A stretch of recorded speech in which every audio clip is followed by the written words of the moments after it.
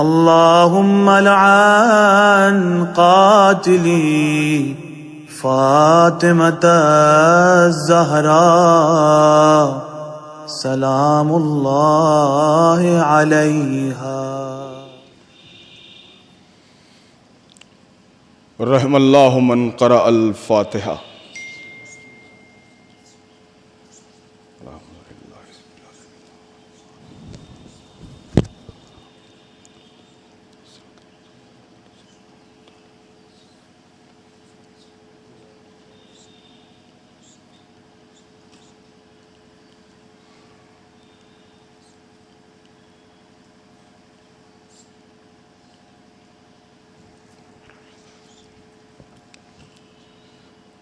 ला हौला वला कुव्वता इल्ला बिल्लाहिल अलिय्यिल अज़ीम। औज़ु बिल्लाहि मिनश शैतानिर लईनिर रजीम। बिस्मिल्लाहिर रहमानिर रहीम। अल्हम्दुलिल्लाहिल्लज़ी हदाना लिहाज़ा वमा कुन्ना लिनहतदिया लौला अन हदानल्लाह। लक़द जाअत रुसुलु रब्बिना बिल हक़ सय्यदिना व नबिय्यिना व हबीब क़ुलूबिना व तबीब नुफूसिना व शफ़ीए ज़ुनूबना मौलाना व मौलस सकलैन जद्दिल हसन वल हुसैन बिल क़ासिम मोहम्मद वस्सलातु वस्सलाम अला आलिहि तय्यबीन ताहिरीन अल मासूमीन अल मज़लूमीन अल मुंतखबीन अल मुंतजबीन अल्लज़ीना अज़हबल्लाहु अन्हुमुर रिज्सा व तहरहुम तत्हीरा।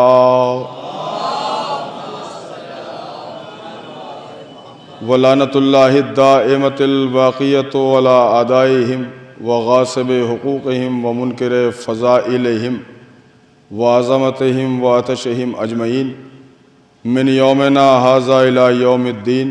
अम्मा बाद फ़क़द क़ाल रसूलुल्लाह सल्लल्लाहु अलैहि व आलिहि वसल्लम फ़ातिमतु बिज़अतु मिन्नी सलावत।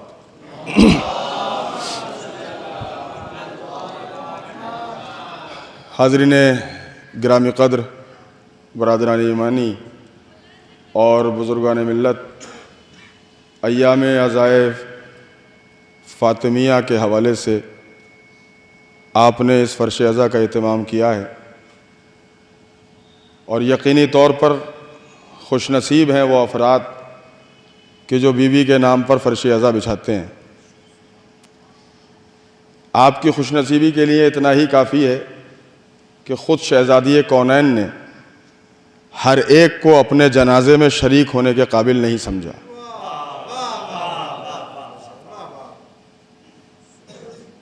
और आपको ये तौफ़ीक़ उनकी तरफ से होती है तो इसका साफ मतलब यह है कि फ़ातिमा आपसे राज़ी है।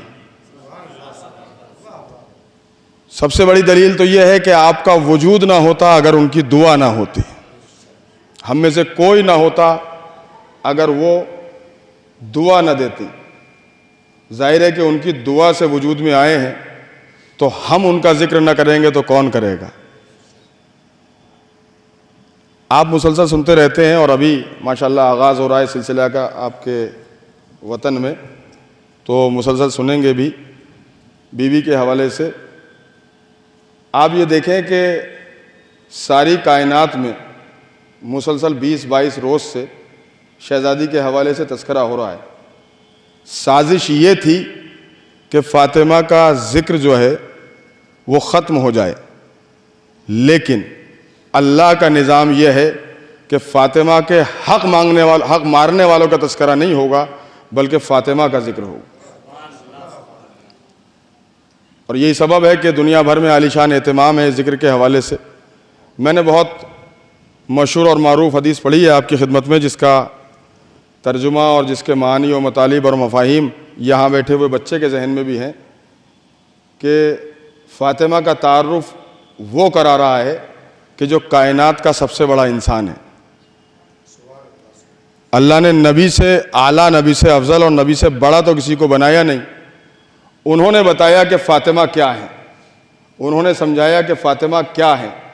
इसलिए कि कोई ख़तीब अपनी बिजात भर बता सकता है कि फ़ातिमा क्या है, कोई शायर अपनी तौफीक भर बता सकता है कि फ़ातिमा क्या है, कोई सोसखान वही बता सकता है कि जो वो जानता है, कोई नौहे खान बस इतना ही बयान कर सकता है कि जितना उसका इल्म है। लेकिन नबी ने बताया कि फ़ातिमा क्या है, कि जिसकी शख्सियत लामहदूद है, जिसकी ज़ात लामहदूद है, जिनके अल्फाज लामहदूद हैं, जिनका कलाम लामहदूद है, उस शख्सियत ने बताया कि फ़ातिमा क्या है। और अखलाक़ी तौर पे लोग तर्जुमा करने लगे कि नबी फरमा रहे थे कि फ़ातिमा मेरे जिगर का टुकड़ा है। ये उलमाए किराम तशरीफ़ फरमा है और आप भी साहिबान इल्म व नज़र हैं। क्या किसी लफ्ज़ के माना यहाँ से नज़र आते हैं आपको कि जिसमें जिगर का तस्करा हो? नबी ने ये नहीं कहा कि फ़ातिमा मेरे जिगर का टुकड़ा है। अगर नबी ये कहते तो फिर आप में और नबी में क्या फ़र्क है? आपकी बेटी भी तो आपके जिगर का टुकड़ा है, आपकी बच्ची भी तो आपके जिगर का टुकड़ा है, वो भी आपके कलेजे का टुकड़ा होती है। तो फ़ातिमा की शान क्या है कि बाप की हैसियत से नबी अगर कहें कि फ़ातिमा मेरे जिगर का टुकड़ा है, तो हर बाप की बेटी अपने बाप के जिगर का टुकड़ा होती है। लेकिन नबी ने ये नहीं कहा कि फ़ातिमा मेरे जिगर का टुकड़ा है, नबी ने बताया फ़ातिमा मेरा टुकड़ा है। नबी अगर नबी है तो फ़ातिमा नबूवत का टुकड़ा है, वो अगर रसूल है तो फ़ातिमा रिसालत का टुकड़ा है। और मैं ये कहूं तो शायद हक़ ज़हरा अदा ना होगा अगर मैं ये कहूं कि नबी अगर साहिब इस्मत है तो फ़ातिमा इस्मत का टुकड़ा है। याद रखिए, नबूवत का टुकड़ा फ़ातिमा है, रिसालत का टुकड़ा फ़ातिमा है, लेकिन इस्मत का टुकड़ा नहीं है, इसलिए कि टुकड़ा छोटा सा होता है। फ़ातिमा इस्मत का टुकड़ा नहीं है, बल्कि कुल्ले इस्मत का नाम फ़ातिमा है। कुल्ले इस्मत का नाम फ़ातिमा। यही तो तरतीब थी अज़ीज़ाने गिरामी। मुबाइले के मौके पर रसूल अल्लाह ने अपने और अली के दरमियान फ़ातिमा को रख के बताया कि एक कदम आगे बढ़ा दे तो नबूवत की हदों में पहुंच जाए, एक कदम पीछे रख दे तो इमामत की हदों में पहुंच जाए। यानी इमामत का वजूद भी फ़ातिमा से है और रिसालत का वजूद भी फ़ातिमा से। आप देखें कि बेटी है, यकीनन बेटी है, और ये भी ज़हन आली में महफूज रहे। देखिए, ये बात हर ज़ाकिर कहेगा, हर खतीब कहेगा, हर शायर कहेगा कि नबी की एक ही बेटी है। लेकिन कहना चाहिए, ये ना समझिएगा कि इन मौलाना ने क्या नई बात कही, सभी कहते हैं, सबको कहना चाहिए। इसलिए कि आज फ़ातिमा की अजमत को कम करने के लिए जैसे लोग रिवायतें गढ़ते थे, ऐसे ही बेटियां गढ़ने लगे हैं। नहीं, जरा तवज्जो फरमाइएगा। और कमाल यह है, फारसी की एक मसल है, दरोग गोरा हाफजा नाबाशद, किसी को नाम तक नहीं पता कि और बेटियों के नाम क्या थे, और बेटियों के नाम क्या थे किसी को यह भी पता नहीं। यह भी नहीं मालूम कि कब पैदा हुई, पैदा होती तो मालूम होता। नहीं, तवज्जो नहीं फरमा रहे आप अज़ीज़ाने गिरामी, आप गौर फरमा रहे हैं। तो आप सबकी, हम सबकी मुश्तरका जिम्मेदारी है कि सारी दुनिया को यह बताए कि नबी की एक ही बेटी है, और हमारे बताने की क्या जरूरत है। बादे रसूल सारा मंजरनामा गवाह है कि नबी की कोई और बेटी होती तो जैसे फातिमा ने अपना हक मांगा था, वो भी आती है अपना हक मांगने के लिए। एक सलावत पढ़े अज़मत शहज़ादी कौनैन पर। जैसे नबी की बेटी ने हक मांगा, ऐसी कोई और बेटी भी आगे बढ़ती कि इन्हीं का हक नहीं है, हमारा हक है, हमें दिया जाए। तो ना आना बता रहा है कि कोई बेटी नहीं थी। अच्छा, ये तो छोड़ दीजिए, हक मांगना अलग बात हो गई। जो देने के इरादे नहीं रखते थे, कम से कम वही उस वक्त कोई बेटी पेश करते कि तुम ही को क्यों दे दें। नहीं, आप जरा तवज्जो फरमाए, वो लाते कि नबी की और बेटियां भी तो हैं। इसका मतलब यह हुआ कि जो बात बुजुर्गों को नहीं पता थी वो बच्चों को मालूम है। एक सलावत पढ़े अज़मत मोहम्मद वाले मोहम्मद।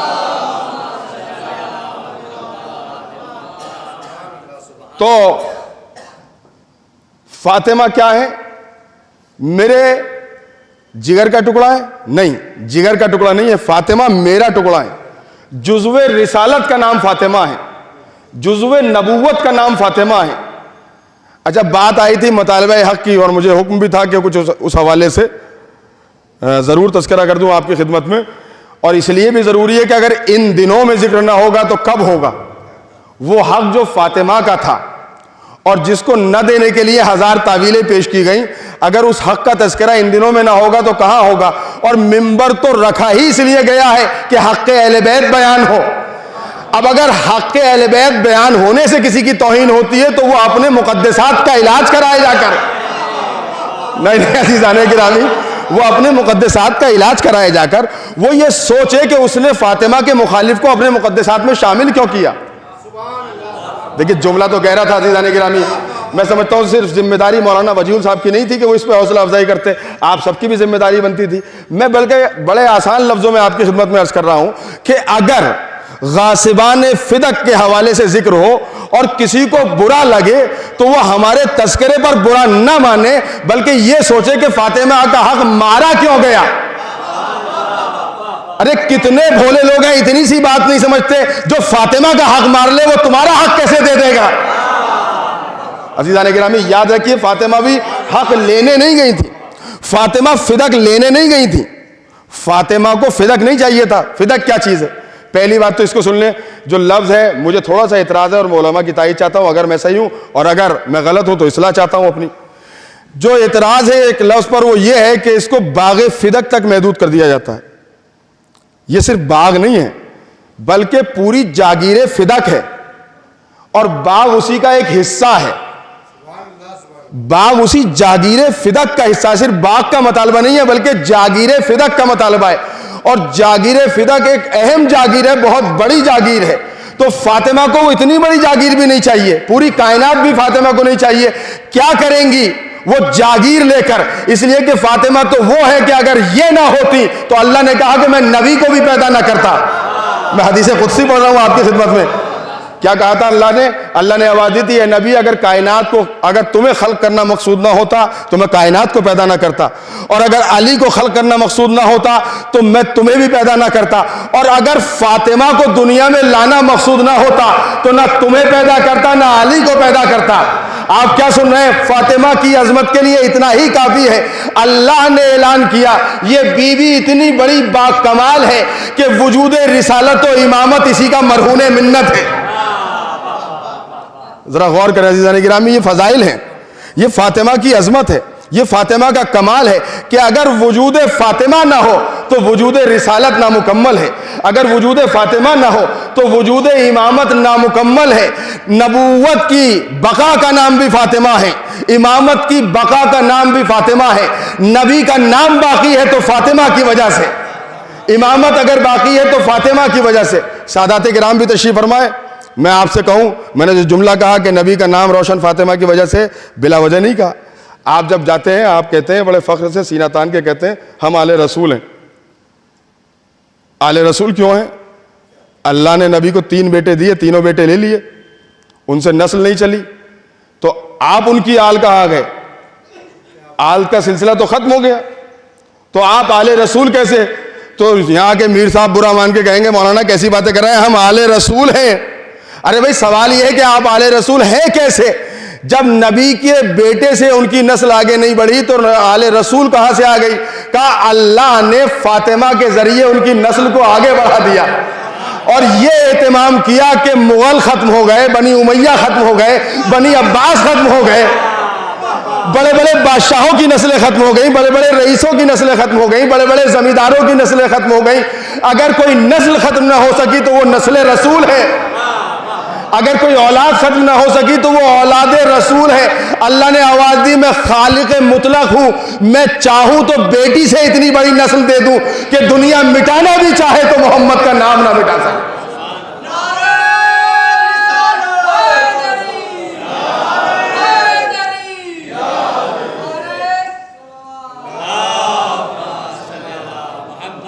सलवात जरा बावाज़े बुलंद पढ़ा करें मोहम्मद वाले।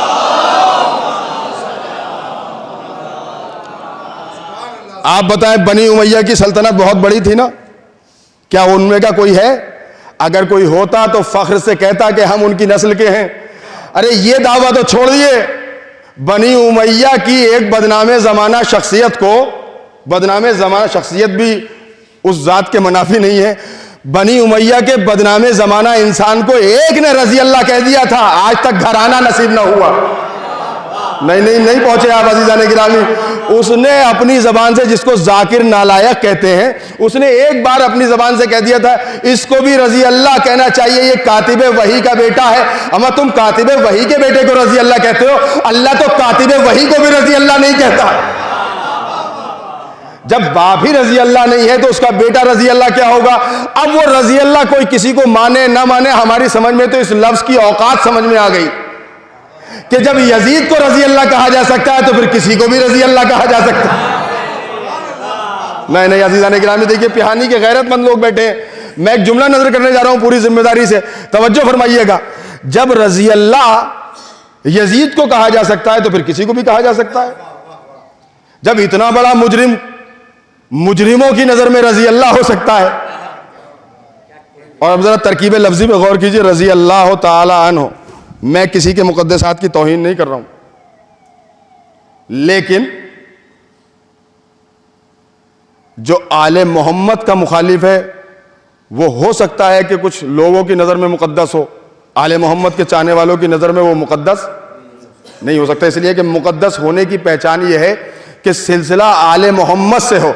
हम तो इतने नाजुक मिजाज लोग हैं कि अगर उनकी घर की कनीज भी हो तो उसको भी अलैहिस्सलाम कहते हैं, उनके घर के गुलाम को भी अलैहिस्सलाम कहते हैं।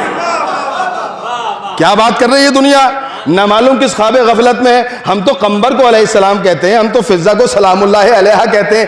ये मेयार है, जो इनका वफादार हो गया वो हमारे सलाम का हकदार है, और जो इनका फिर गया तो वो कितना ही बड़ा क्यों ना हो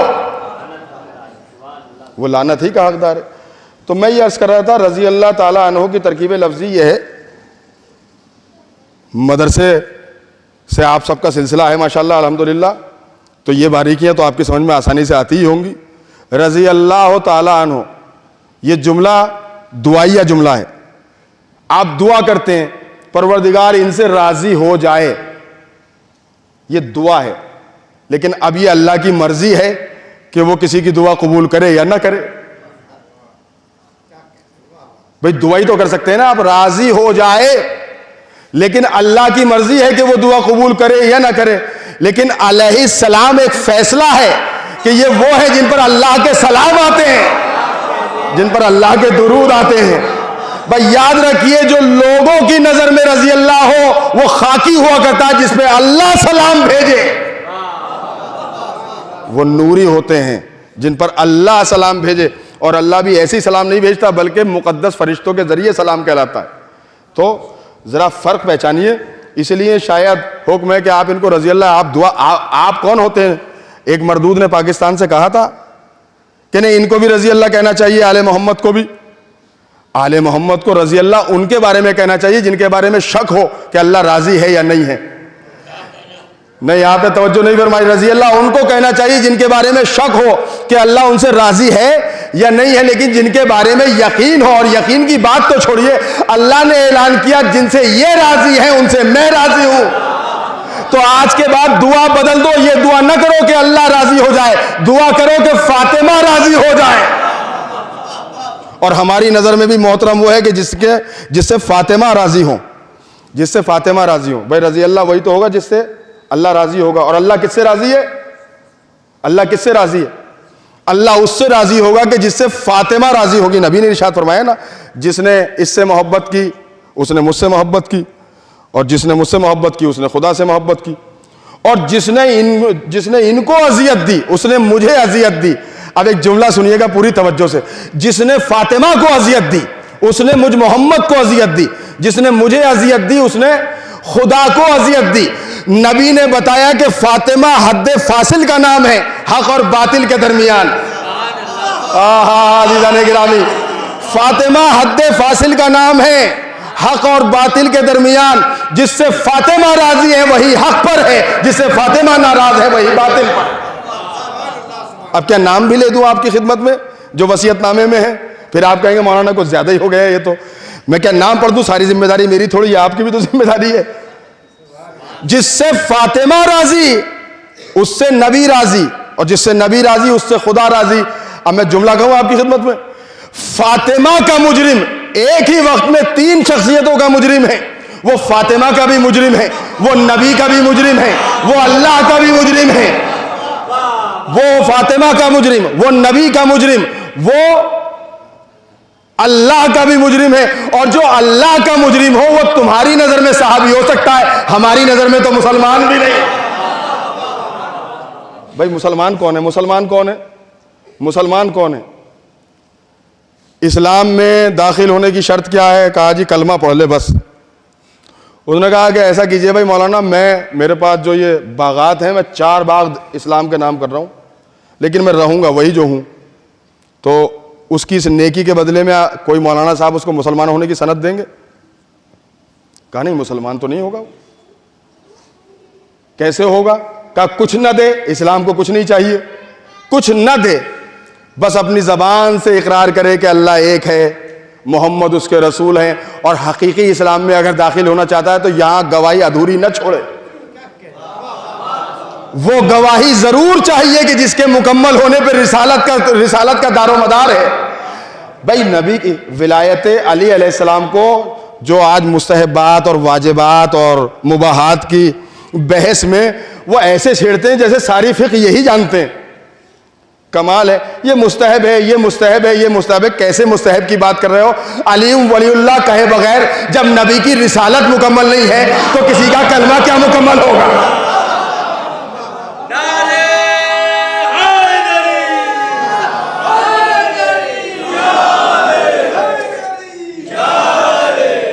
मुझे शहजादी का तस्करा करना है, लेकिन मैं मजबूर हूं कि कुछ बातें ऐसी आ जाती हैं कि जिनका अर्ज करना छोटे भाइयों के लिए बहुत ज़रूरी होता है।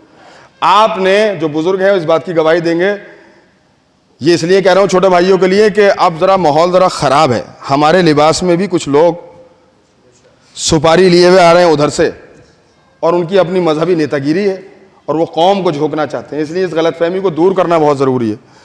आपने हमेशा अजान में कै मरतबा सुना अशहदु अन्ना अलिय्यन वलीउल्लाह? 2 मरतबा ना? अकामत में 2 मरतबा। अब कुछ लोग आ गए हैं, उनकी आदत हो गई है कसर करना, इसलिए मुकस्सिर हैं। उन्होंने कहा एक ही बार कहना काफ़ी है, इसलिए कि वो बस अशहदु अन्ना अलिय्यन हुज्जतुल्लाह कहा और आगे बढ़ गए। कमाल है। मैं छोटे भाइयों के लिए, नौजवानों, छोटे भाइयों, ये तोहफा समझना अज़ाए फातिमिया की मजलिस का। कभी भी रवा रवी में ये कहकर आगे ना बढ़ना अशहदु अन्ना अलिय्यन हुज्जतुल्लाह, बल्कि पूरा कलमा पढ़ना अशहदु अन्ना अमीरुल मोमिनीन अली वलीउल्लाह व वसीउ रसूलुल्लाह व खलीफतहु बिला फस्ल। इसलिए कि ये लफ्ज इम्तियाज है कि कौन हक पे है कौन बातिल पे। ना ना ना अज़ीज़ान गिरामी, नहीं, मैं आसान कर रहा हूं अपने लफ्जों को। ये लफ्ज फैसला करता है कि किसने इस्लाम गदीर से लिया है। ये जुमले से फैसला होगा कि किसने इस्लाम गदीर से लिया है। और दूसरी जगह का तो नाम भी लेना मुनासिब नहीं है मिंबर से। कहां से इस्लाम लिया है ये फैसला तभी होगा जब आप कहेंगे अपनी जबान से अशहदु अन्ना अमीरुल मोमिनीन अली वलीउल्लाह व वसीउ रसूलुल्लाह व खलीफतहु बिला फस्ल। आधा फासला भी गवारा नहीं है। अली और नबी के दरमियान आधा फासला भी हमें गवारा नहीं है। तो 25 साल का फासला क्या बर्दाश्त करेंगे? नहीं नहीं अज़ीज़ान गिरामी, आधा फासला भी बर्दाश्त नहीं है। 25 साल भाई साहब, 11 हिजरी से 36 हिजरी तक, तो ये 3 फासले 25 बरस में कैसे बर्दाश्त करेंगे? अच्छा हम क्या बर्दाश्त करेंगे? आइए एक मंजर दिखाई देता हूं 1-1.5 मिनट के अंदर। जब 36 हिजरी आई तो लोग पहुंचे मौलाए कायनात के पास, या अली बैत कबूल कर लीजिए। उन्होंने कहा क्यों? कहा जी आप ही खलीफा हैं। कहा कब से? कहा जी अभी बैत कर रहे हैं हम आपकी। उन्होंने कहा इस गलतफहमी को निकाल दो अपने जहन से। मैं उस वक्त भी नबी का खलीफा था जब नबी बनाए गए थे, और नबी उस वक्त नबी थे जब आदम भी नहीं बनाए गए थे। जरा तवज्जो अज़ीज़ान गिरामी, मैं उस वक्त भी नबी का खलीफा था जब नबी बनाए गए थे, और नबी उस वक्त नबी थे जब आदम आबो गिल के दरमियान थी। तो हदीस है ना पैगंबर की, जब आदम कुंतो नबियन व आदम व बैनल माए व तीन, मैं उस वक्त भी नबी था जब आदम मिट्टी और पानी के दरमियान थे। तो मैं उसी वक्त से खलीफा हूं। ये तुम्हारी बेवकूफ़ी है कि तुम ये समझते हो कि मैं आज से बनूंगा, लेकिन अगर जाहिरी तौर पे अब तुम थक हार के आ ही गए हो तो तुम्हारी बैत कबूल किए लेता हूं। जब बैत कबूल की और पहली मरतबा अव्वल वक्त नमाज ज़ोहर मौलाए कायनात मस्जिद में गए। आप कहेंगे मौलाना आपने ये गलत लफ्ज़ कह दिया, अव्वल वक्त नमाज ज़ोहर पहली मरतबा मस्जिद में गए। अगर अली ने अव्वल वक्त नमाज ज़ोहर नमाज नहीं पढ़ते थे तो कौन पढ़ता था? पढ़ते थे लेकिन मस्जिद नहीं जाते थे। मस्जिद इसलिए नहीं जाते थे कि वहां का हाकिम पढ़ाता था, और अगर अली नमाज पढ़ ले तो फिर मसला क्या रह जाए? ना आपने जरा तवज्जो नहीं फरमाई। देखिए आप इतने नाजुक मिजाज हैं, अगर 5000 का पेश नमाज अपनी मस्जिद में रखते तो कितनी शर्तें होती हैं, ऐसा हो वैसा हो वैसा हो वैसा हो। आप हर एक के पीछे आप नमाज पढ़ना पसंद नहीं करते जो आप ही के दरमियान का है, आप ही के खानदान का है। आप हर एक के पीछे नमाज नहीं पढ़ते तो अली हर एक के पीछे नमाज कहां पढ़ ले? ना ना ना, आपने तवज्जो नहीं फरमाई अज़ीज़ान गिरामी। जब हम हर एक के पीछे नमाज पढ़ना गवारा नहीं करते, बताइए किसी मौलाना ने तस्दीक की है, किसी मदरसे की सनद है आपके पास, कैसे नमाज पढ़ने का दम भर रहे हैं आप, हम आपके पीछे नमाज नहीं पढ़ेंगे? ये तो आपकी नाजुक मिजाजी का आलम है, जबकि हमारी कोई औकात और कोई हैसियत नहीं है। लेकिन वो अली कि वो अली नहीं बल्कि जिसकी तलवार भी शजरे जानती हो, भला वो हर एक के पीछे नमाज कहां पढ़ ले? तो नमाज के लिए इसलिए अपने घर में नमाज पढ़ते थे, वहां नहीं जाते थे। अब जो मस्जिद में पहुंचे और इमामत शुरू की तो तजुर्बेकार सहाबियों ने कहा आज तो ऐसे पढ़ी जैसे नबी के पीछे पढ़ते थे। भाई मैं पिहानी के समझदार लोगों के दरमियान सारी बातें बहुत खुल के नहीं अर्ज करूंगा, इतना ही समझ लेना काफी है कि इन तजुर्बेकार लोगों ने कहा कि आज नमाज ऐसी पढ़ी कि जैसे नबी के पीछे पढ़ते थे। इसका मतलब यह हुआ कि अब तक जो नमाज पढ़ी गई वो और थी, ये जो नमाज पढ़ी गई वो नबी वाली नमाज थी, वो कोई और नमाज थी, ये और नमाज है।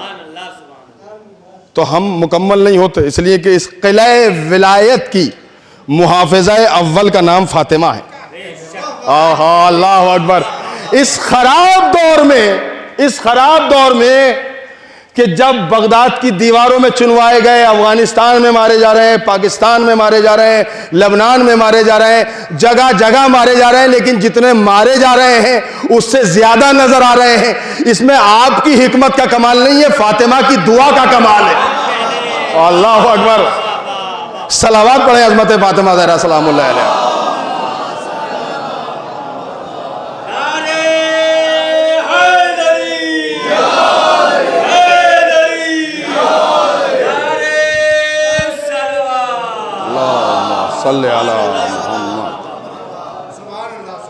जिसने फातिमा को अजियत दी उसने किसको अजियत दी? मुझ नबी को। और जिसने मुझे अजियत दी वो उसने अल्लाह को, और जिसने अल्लाह को अजियत दी वो क्या मुसलमान है? वो क्या मुसलमान है? भाई मैं उलमाए किराम की मौजूदगी में जुमला कह रहा हूं। फजाइल से मेरे एक दोस्त और भाई हैं अख्तर सिरसिवी साहब, आपने सुना होगा उनको, वो जब शेर पढ़ते हैं वो कहते हैं मैं फजाइल से, मसाइब से फजाइल निकाल रहा हूं। मैं नस्र में फजाइल निकालने की कोशिश कर रहा हूं। दरवाजा जल रहा है, आग लगाने वाले भी हैं, दरवाजे के अंदर भी लोग मौजूद हैं। यह असल में जलता हुआ दरवाजा ये ऐलान कर रहा है कि आज से फैसला होगा कि कौन हक पे है और कौन बातिल पे है। जलता हुआ दरवाजा फैसला करेगा कि कौन उस पार है कौन इस पार है। दरवाजे के उस पार जो है वो मुसलमान नहीं है, दरवाजे के इस पार कुल्ले ईमान है। दरवाजा फैसला कर रहा है ना। ये तो सबको बताना पड़ेगा, बताना तो पड़ेगा। नमाजें पढ़ने से काम नहीं चलेगा, रोजा रखने से काम नहीं चलेगा, ये बताना पड़ेगा कि फातिमा के बारे में क्या ख्याल है, हक के फातिमा के बारे में क्या ख्याल है, फिदक के बारे में क्या ख्याल है। ये सवाल होगा। फिदक का सवाल फातिमा ने सिर्फ इसलिए किया ताकि सारी दुनिया समझ ले। उन्हें चाहिए था फिदक, मैंने शुरू में अर्ज किया था आपकी खिदमत में, चाहिए था फिदक। उनको क्या जरूरत थी? इस घराने का तो कमाल ये है कि कनीज को शहजादी बना दें, गुलाम को बादशाह बना दें, पानी को लालो जवाहिर बना दें, पहाड़ों को सोना बना दें। इस घराने का कमाल है, जहां चाहती जहां इशारा करती सैकड़ों फिदक तैयार हो जाते। लेकिन मांग के बताया कि सबकी आंखों पे जो पर्दा पड़ा हुआ वो हटा ले और इसके चेहरे पर जो नकाब पड़ी हुई वो भी हट जाए, कि मसनद पे बैठने वाला जब नबी की बेटी का ना हुआ तो आम मुसलमानों का क्या हो? हाय हाय, ये जब नबी की बेटी का नहीं है तो आम मुसलमानों का क्या होगा? जिसने इन्हें अजियत दी। अब आप आइए जरा, फिदक भी पढ़ दूंगा थोड़ी देर में आपकी खिदमत में, इसलिए कि वो भी बयान करना जरूरी है ताकि हमारे छोटे भाई इस नेमत फिदक से वाकिफ हों और समझे कि फिदक कितनी अहम चीज है। ये हद फासिल है ना फिदक भी। फिदक ने तो बड़े बड़ों की नकाबें उल्टी हैं। अच्छा, इस दौर में भी उलट जाती हैं। बहुत सारे लोग किबला, बहुत सारे लोग मिंबरों पे आ रहे हैं और आके फजाइल पढ़ के और अपने नजराने तय करके नजराने लिए चले जा रहे हैं, दूसरी तरफ से आते हैं। ये भी कमाल है इस जिक्र का। और खुदा की कसम हमारे शायरों पर, हमारे सोसखानों पर, हमारे नौहे खानों पर, हमारे ख़तीबों पर और हमारे सामाईन पर हमारी जानें कुर्बान हो जाएं। किस नाजुक मिजाज को पाया है आप सब ने। एक सलावत पढ़ें, क़िबला तशरीफ़ ला रहे हैं उनके इस्तक़बाल में।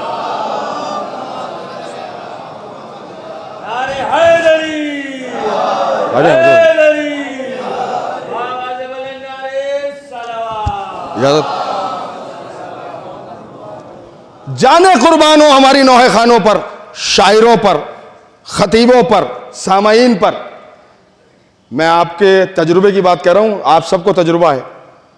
गदीर के मुखालिफ को 5000 का नजराना दीजिए, अकीदे के एतबार से गदीर का मुखालिफ है, और उसे जश्न गदीर में बुलाइए, कहा 5000 देंगे, आधा घंटा गदीर का कसीदा पढ़िए, वो 35 मिनट पढ़ेगा। और ये कमाल है गदीर वालों का, इनसे कोई कहे कि लाखों देंगे, एक बार सकीफा का कसीदा पढ़ दो। अल्लाह अकबर गिरामी। अब इससे ज्यादा मुकम्मल ईमान की क्या दलील होगी कि पैसा हमारे ईमान के रास्ते की रुकावट नहीं बन सकता। यह है कमाल, इसे कहते हैं इब्नुल वक्ती। इसका मतलब यह हुआ कि पैसा वो हमारा जो अकीदे का सिलसिला नसब है वो कहाँ से, और इस जिक्र का सिलसिला नसब, जिक्र अहले बैत। मौलाना ज़फ़रुल साहब, ये जो जिक्र अहले बैत, आप माशाल्लाह मिंबर पे आते हैं, अशार भी पढ़ते हैं, कहते हैं, ये जो जिक्र हम करते हैं, चाहे शायरी हो या ज़ाकरी हो, इसका सिलसिला नसब कहाँ से है? बड़ा कमाल का सिलसिला नसब है, हज़रत मीसम तम्मार से मिलता है। बड़ा कसीदा पढ़ते थे, उनसे बड़ा कसीदा निगार कोई है? आम हालात में स्टेज लगाकर, माइक लगाकर कसीदा पढ़ना और है, लेकिन जिन हालात में हज़रत मीसम तम्मार ने पढ़ा, तो मौलाए कायनात ने उनसे कहा कि मीसम, ये जो तुम काम कर रहे हो और ये जो अपनी दुकान के सामने दरख्त देख रहे हो, जब ये बड़ा सा हो जाएगा तो इस पर लटका दिए जाओगे, सूली पे चढ़ा दिए जाओगे।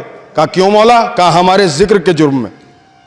तुम हमारा जिक्र करते हो, हमारे कसीदा पढ़ते हो। कहा अच्छा। उसी दिन से जनाबे मीसम ने उस पेड़ को, उस पौधे को पानी देना शुरू कर दिया। सुबह को पानी, शाम को पानी, दोपहर को पानी। लोग पूछते थे मीसम इस पौधे की खिदमत किस लिए करते हो? कहा मैं चाहता हूं ये जल्दी से बड़ा हो जाए और मैं जिक्र अली के जुर्म में इस पर लटका दिया जाऊं, ये जल्दी से बड़ा हो और हम जिक्र अली के जुर्म में इस पर लटका दिए जाए। इसका मतलब ये हुआ कि जितना मजा ये जिक्र करते हुए आता है, इतना मजा किसी इबादत में नहीं आता। और मौत भी हमारे रास्ते का रोड़ा नहीं बन सकती, मौत भी हमें नहीं रोक सकती। तो मैं अर्ज़ कर रहा था आपकी खिदमत में कि फातिमा है, नाम है फातिमा। और आप जानते हैं, आप सुनते रहते हैं, क्यों कहा गया इनको फातिमा? जमीन पर कहा गया और आसमान पर इनको मंसूरा कहा गया। फातिमा इसलिए कहा गया कि ये अपने चाहने वालों को आतिश जहन्नम से महफूज रखेंगी। देखिए, किसी और बीवी में इतना दम नहीं है कि वो अपने चाहने वालों की जमानत ले, इसलिए कि जिनको खुद जन्नत के लाले पड़े होंगे। ना ना अज़ीज़ान गिरामी, वो भला दूसरों की क्या जमानत लेंगी? लेकिन फातिमा अपने चाहने वालों को जहन्नम में जाने से रोक देंगी। हमारे गुनाह एक तरफ, लेकिन मोहब्बत फातिमा का कमाल एक तरफ। हमारे सारे गुनाह, हमें कोई इस बात का दावा नहीं है कि हम गुनहगार नहीं है, गुनहगार हैं, लेकिन चाहने वाले किसके हैं? फातिमा के। तो फातिमा अपने चाहने वालों को, लेकिन शर्त यही है, देखिए अब मैं ये जुमला तो ज़रूर कहूँगा कि शर्त यही है कि मोहब्बत एक तरफा ना हो। हमारा हज़ारों बार ये कहना कि हम फातिमा के हैं और है, और फातिमा का एक बार ये कह देना कि ये हमारा है। आप देखिए, बाज़ार मैशर सजा होगा, मंसूरा हैं, बाज़ार मैशर सजा होगा, सारे मुसलमान नमाज़ें लेके, रोज़े लेके, हज लेके, ज़कात लेके, और सारे सवाब और सारी नेकियां और सारे कार खैर लेके हश्र के बाज़ार में पहुँचे होंगे और कहेंगे परवरदिगार ये नमाज़ें रखी हैं, ये रोज़े हैं। कहा रख दो, सारी इबादतें एक तरफ रखी हुई हैं। कहा परवरदिगार कोई फैसला तो सुना दे कि हमें जन्नत किस रास्ते से जाना है। कहा खबरदार, इस बात का फैसला फातिमा करेंगी। आहा, इस बात का फैसला फातिमा करेंगी कि कौन जन्नत में जाएगा। इसका मतलब यह हुआ कि बहुत बड़ा नमाजी भी उस वक्त तक जन्नत में नहीं जा सकता जब तक फातिमा राजी ना हो। अरे ये तो मालिकों की मर्जी है कि वो किस अदा पे खुश होकर जन्नत दे दे। आजकल हमारे यहाँ भी लोग कहते हैं, मैं ये क्या कह दिया आपने, एक आंसू पे जन्नत मिल जाएगी, एक आंसू पे जन्नत मिल जाएगी। ये लाउड स्पीकर जिन साहब का भी है, मजलिस के बाद उन्होंने कहा कि मौलाना लीजिए, आपकी आवाज़ बड़ी कमज़ोर है, ये माइक मेरा साथ साथ लेते चले जाइए। खुश होकर माइक दे दिया। आप में से किसी को हक है जो कहने लगे कि भाई आपने माइक क्यों दे दिया? वो कहेगा साहब मेरी मर्जी है, मेरी मिल्कियत है, मेरी जागीर है, मैंने दे दिया। अब मैंने किसी भी अदा पे खुश होकर दिया, तो कोई क्या कहने का हक रखता है कि इन्हें जन्नत कैसे मिल जाएगी, ये जन्नत में कैसे चले जाएंगे? अरे मालिकों की मर्जी है, चाहे वो एक आंसू पे खुश होकर दे दे या एक कसीदे पे खुश होकर दे दे, ये तो उनकी मर्जी है ना। वो मालिक हैं, वो मालिक है अज़ीज़ान गिरामी, उनके बगैर कोई जाने वाने वाला नहीं है। किसने बनाया मालिक? मालिक किसने बनाया? देखिए वो खालिक है और उसने मालिक बना दिया। तो मर्जी इलाही की मलिका भी फातिमा है और मर्जी इलाही का मर्दों में मालिक कौन है? अली है। इसलिए दोनों एक दूसरे के कफों हैं। वो भी मलिका है मर्जी इलाही की, ये भी मालिक है मर्जी इलाही के। जिस पे ये दोनों मेहरबान हो जाएं, वो दुनिया में भी कामयाब है, वो आखिरत में भी कामयाब है। आपसे इसलिए राजी है, उसकी दलील यह है कि अगर वो राजी ना होती तो इतनी बड़ी तादाद होने के बावजूद इतने से कम लोग बाकी ना होते। ना ना, आपने तवज्जो नहीं फरमाई। इतनी बड़ी तादाद और इतने खराब हालात में आपका वजूद बता रहा है कि फातिमा ने आपको बाकी रखा है, अली ने आपको बाकी रखा है। एक सलावत पढ़ें अज़मत आले मोहम्मद अलैहि वसल्लम। तो दरबार में जा रही हैं। एक और जुमला जरा आपकी खिदमत में अर्ज कर दूं कि फातिमा मांगा हक तो क्या जवाब मिला? जवाब तो यही है, जो कुछ छोड़ गए नबी वो सदका है, और नबी तो किसी को वारिस बनाते ही नहीं। अक्ल के अंधों को इतनी सी बात नहीं पता कि अंबिया की तारीख अगर पढ़ ली होती, असल में पढ़ के तो मुसलमान हुए नहीं थे, लालच में मुसलमान हुए थे, तो तारीख का तो इल्म नहीं था। तमाम अंबिया की तारीख में मिलेगा कि हर नबी का कोई ना कोई वारिस रहा है, और ये तो सबके वारिस हैं, इसलिए हम लावारिस नहीं हैं। अज़ीज़ान गिरामी, हम सबके वारिस हैं, इसलिए हम लावारिस नहीं हैं। खत्म कौन होता है? वो कि जिसका कोई वारिस ना हो। हमारा वारिस तो अल्हम्दुलिल्लाह मौजूद है, हमेशा से है, हमेशा रहेगा। कायनात खत्म हो जाएगी लेकिन हमारा वारिस रहेगा, इसलिए कि जिन्होंने लावारिसों से लौ लगाई हो वो जाने उनका क्या अंजाम होगा। जिन्होंने लावारिसों से लौ लगाई है वो जाने उनका क्या अंजाम होगा। लेकिन हमने उनसे लौ लगाई है कि वो हमसे एक लम्हे के लिए बेखबर नहीं है। आपके ऊपर आपके इमाम की नज़र है या नहीं है? नज़र है। इसीलिए मजलिस में जल्दी आया कीजिए, महफिल में जल्दी आया कीजिए, मस्जिद में भी जल्दी जाया कीजिए कि आपका आना जाना उस कैमरे में रिकॉर्ड हो रहा है जो मौला के पास है। जिस मस्जिद में आप नमाज पढ़ते हैं वहाँ के मौलाना आपकी हाज़िरी दर्ज करते हो या ना करते हो, जिस मजलिस में आप आते हैं वहाँ का ख़तीब आपकी हाज़िरी दर्ज करे या ना करे, मेज़बान दर्ज करे या ना करे, लेकिन उनकी बारगाह में आपकी हाज़िरी दर्ज होती है। बस यही तो फुटेज पेश कर दी जाएगी आखिरत में। तू तो वो है कि जब भी मजलिस सुनता था आ जाता था, तू तो वो है जब भी हमारे नाम पे फर्श बिछता था तो आ जाया करता था। भाई वहां वही जाएगा जो यहां आएगा। आय हाय अज़ीज़ान गिरामी सुनिए, वहां जन्नत में वही जाएगा जो यहां फर्श आज़ा पर आएगा। अच्छा एक बात अर्ज कर दूं आपकी खिदमत में, लोग जन्नत के हवाले से गलत फहमी में, इतने मकान हैं, इतने हुजरे हैं, इतने लॉन हैं। सूरह रहमान में तो तफसीली तज़किरा है, वो तो है ही। सारी नेमतें हैं जो तसव्वुर से बाहर हैं आपके, वो सारी नेमतें हैं। लेकिन मैं आपसे पूछ रहा हूं कि क्या जन्नत किसी ख़ास इलाके का नाम है? तो अगर वो ख़ास इलाका है तो कितने रकबे में है और उसमें कितने हुजरे हैं और कितने लान और कितने बरामदे हैं? कोई ये तो बताए किस ख़ास इलाके का नाम जन्नत है। कहा जी ये तो नहीं पता, तो मैं बता रहा हूँ आपको, मैं बता कह रहा हूँ, आपका सबक दोहरा रहा हूँ आपकी खिदमत में। ये तो जसारत होगी ये कहना कि मैं बता रहा हूँ आपको, क्या मैं क्या बता सकता हूँ आपको, लेकिन एक इशारा कर रहा हूँ आपकी खिदमत में। हम बताएंगे सारी दुनिया को कि जन्नत है क्या। जन्नत किसी खास इलाके का नाम नहीं है, बल्कि सोहबत आले मोहम्मद का नाम जन्नत है। अज़ीज़ान गिरामी, जहां फातिमा है वहीं जन्नत है, जहां अली है वहीं जन्नत है। यकीन ना हो तो फिज़्ज़ा से पूछो। क्या आपकी नज़र में तो तारीख है, यकीन ना हो तो फिज़्ज़ा से पूछो। फिज़्ज़ा से जब ये कहा गया कि तुम्हारा जन्नत में मकाम पक्का हो गया, तो उन्होंने आवाज़ दी जन्नत की फिक्र वो करे जो जन्नत में रहता ना हो।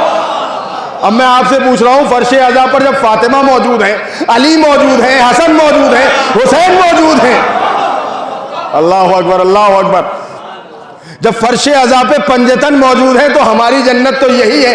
अमा हम वहां के भरोसे में नहीं रहते, हम होशियार लोग हैं। जब भी जन्नत के मजे लेने होते हैं तो फर्शे अज़ा बिछा लेते हैं।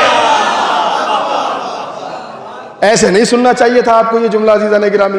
मैं शिकायत विकायत करता नहीं हूं, इसलिए कि मैं किसी मौला के चाहने वाले की क्या शिकायत करूंगा। मेरी तो ये कजमज बयानी है, इधर उधर जो भी आ रहा वो पढ़े दे रहा हूं आपकी खिदमत में। लेकिन ये आपकी हिकमत अमली है कि आप वहां के भरोसे पर नहीं बैठे, मरेंगे, हिसाब होगा। और क्या हमने डरा रही है दुनिया। और शिकायत तो तब होती है जब हमारा अपने ही कोई डराने लगता है। सांप आएंगे, बिच्छू आएंगे, कीड़े आएंगे। अमा आएंगे, वो क्या हमारी कब्र में आएंगे? देखिए, रिवायत तो है कि सांप बिच्छू कीड़े आएंगे, लेकिन एक रिवायत ये भी तो है कि मौला आएंगे। कहां बैठे हैं अज़ीज़ान गिरामी, जरा तवज्जो।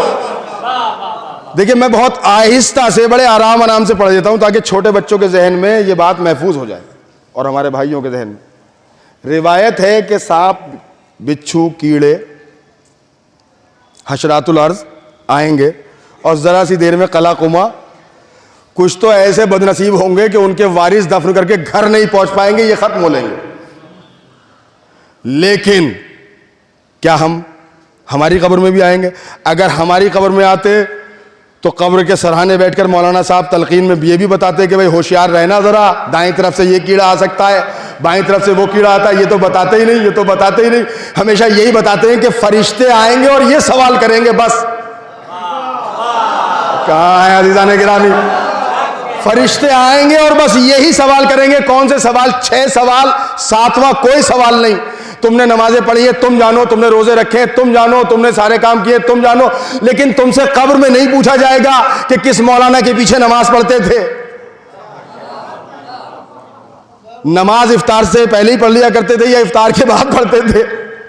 तुमसे यह नहीं पूछा जाएगा, बल्कि तुमसे यह पूछा जाएगा कि तुम्हारा खुदा कौन है, तुम्हारा रसूल कौन है, तुम्हारा इमाम कौन है, तुम्हारी किताब क्या है, तुम्हारा दीन क्या है, तुम्हारा किबला क्या है।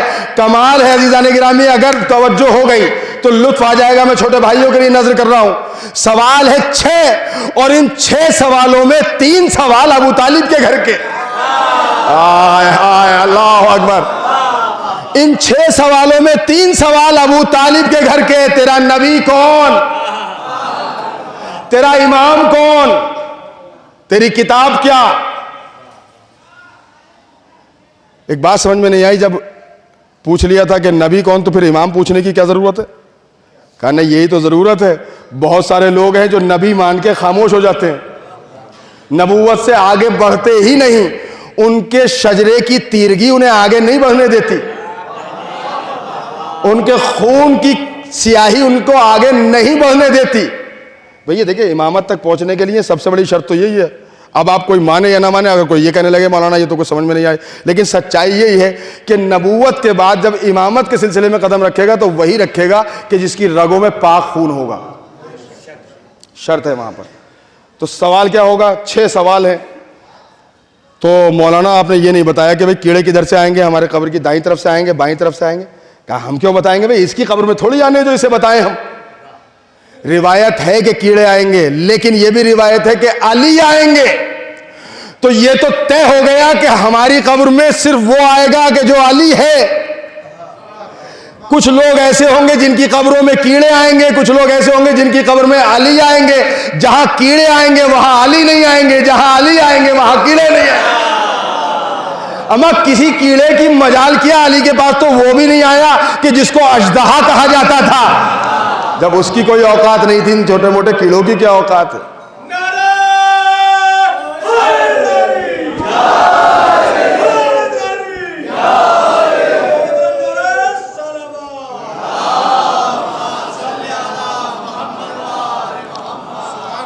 अब थोड़ी सी तबलीग का भी हौका सा उठ रहा है 1-1.5 मिनट के लिए मेरे अंदर।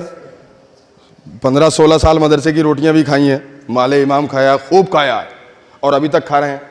और अल्हम्दुलिल्लाह फ़ख्र है कि खैरात भी खाते हैं तो बड़े लोगों की, खैरात भी खाई है तो बड़े लोगों की। बादशाहों के दरबारों की रोटियां खाना और है और जन्नत के सरदारों के खैरात खाना और है। ये फ़ख्र है अज़ीज़ान गिरामी, ये फ़ख्र है। तो उसका ज़रा सा हक़ भी अदा कर दूँ न, थोड़ा सा मैंने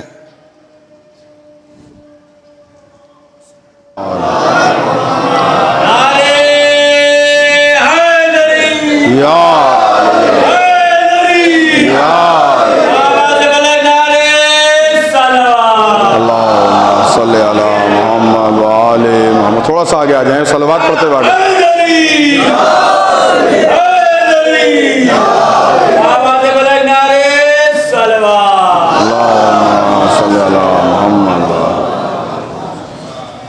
तो अली आएंगे और कुछ लोग कहते हैं कीड़े भी आएंगे। तो जिससे लौ लगाई है वही तो आएगा। आपने लौ लगाई है अली से। अब वो जो तबलीग का जुमला है वो ये कि हम सबकी जिम्मेदारी है कि हम अपने को ऐसा बना लें कि अली आ जाएं। मुझे मालूम है इसमें तो खामोशी जाहिर सी बात है, जब हमारी जिम्मेदारी समझने की बात आती है तो हम खामोश हो ही जाते हैं। तो हम सबकी जिम्मेदारी है कि हम अपने को ऐसा बना लें कि हमारी कब्र में अली आ जाएं, और जब अली आ गए तो बात ही तमाम हो जाएगी। और अली क्यों आएंगे? इसलिए कि लौ आपकी अली की तरफ से है। जब बच्चा पैदा होता है थोड़ा सा सुनने की सलाहियत इसके अंदर आती है तो फिर माँ समझाना शुरू करती है, बेटे अल्लाह एक, पंजतन 5, इमाम 12, मासूम 14, करबला के शहीद 72, करबला के शहीद 72। कमाल है, ये कौन सा सबक पढ़ाना शुरू कर दिया। अल्लाह एक है, समझ में आ रही थी बात। ये पंजतन 5 है, ये भी समझ में आ रही है बात। इमाम 12, ये भी समझ में आ रही थी बात। मासूम 14, ये भी समझ में आ रही थी बात। ये करबला के शहीद 72, ये समझाने की क्या जरूरत थी? तो हर माँ जवाब देगी ये समझाना इसलिए जरूरी है ताकि बच्चा अभी से समझ ले कि अल्लाह की जात भी इन्हीं शहीदों की वजह से बाकी है, रसूल की मेहनत भी इन्हीं शहीदों की वजह से बाकी है, इमामत भी इन्हीं शहीदों की मेहनत की वजह से बाकी है। और जो आखिरी जुमला है, कसम अल्लाह की, जरा हल्के फुल्के मूड में सुनिएगा। हमारी माओ की हिकमत अमली पर हमारे लाखों लाखों सलाम। क्या जुमला याद कराया है अजीज़ान गिरामी। सारे सबक भूल जाएगा बच्चा, लेकिन ये सबक तो कभी भूलता ही नहीं। कभी सोते से उठा के पूछो तो हमेशा बताता है अल्लाह एक, पंजतन 5, इमाम 12, मासूम 14, करबला के शहीद 72। और फिर इशारा करके कहती है बेटा बताओ अली कहाँ रहते हैं? बच्चा कहता है दिल में। हाय हाय हाय, बच्चा कहता है दिल में। अम्मा इतना बता दिया कि सबको भूल जाएगा लेकिन अली को नहीं भूलेगा। सलावत पढ़े अज़मत मोहम्मद व आले मोहम्मद।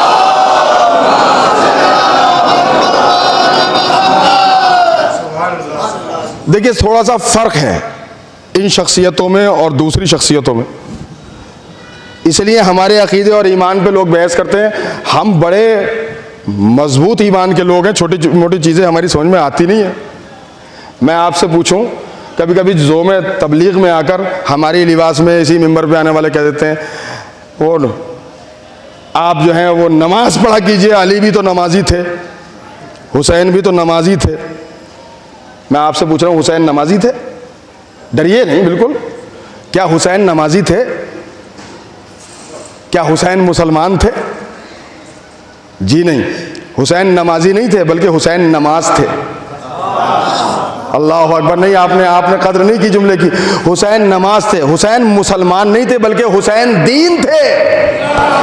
हुसैन दीन है। मैं कह रहा हूं तो आप खामोश हैं, और ख्वाजा अजमेरी ना मालूम कितने जमाने पहले कह के चले गए दीन अस्त हुसैन, दीपना अस्त हुसैन। आपको मालूम है ये जो रुबाई है वो बड़ी, अब शौरा भी तशरीफ फरमाए, इसमें बड़ी लताफत है और क्या तरकीब रखी है शायरी के एतबार से भी। ख्वाजा अजमेरी ने क्या एहतियात बरती है। दीन अस्त हुसैन, दीपना अस्त हुसैन, शाह अस्त हुसैन, बादशाह अस्त हुसैन, सरदाद नदाद दस्त दर दस्त यजीद, हक्का के बिनाए ला इलाहा अस्त हुसैन। 4 मिसरे हैं और चारों मिसरों की तरकीब यह है कि जिस मिसरे में हुसैन का नाम है उसमें यजीद का नाम नहीं है, जहाँ यजीद का नाम है वहाँ हुसैन का नाम नहीं है। ख्वाजा अजमेरी ने बताया हमारी शायरी में जब दोनों लोग जमा नहीं हो सकते तो इस्लाम में ये दो कहाँ जमा हो जाएंगे? हुसैन कुछ और है, यजीद कुछ और है। ये तो रियायतें हैं अजीज़ान गिरामी की। हमारे यहाँ की रिवायतों पे, हमारे यहाँ की रियायतों को कहाँ समझ लेगी दुनिया। और क्या एहतमाम किया जिसने भी किया, चाहे ख्वाजा साहब ने किया या उनके चाहने वालों ने किया, वहाँ लिखवा दिया दरवाजे पर।